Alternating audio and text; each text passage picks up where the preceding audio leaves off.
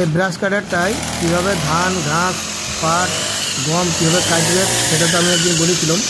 তো সেই কাটার ভিডিও দেখায়নি, কিন্তু যখন ঘাস কাটার ভিডিওটা দেখাবো চলুন কীভাবে কাজ করছে এই মেশিন আর কত কিছু কাজ হয় সেটাই আপনারা দেখবেন। চলুন, থ্যাংক ইউ যারা ভিডিও কাটছে।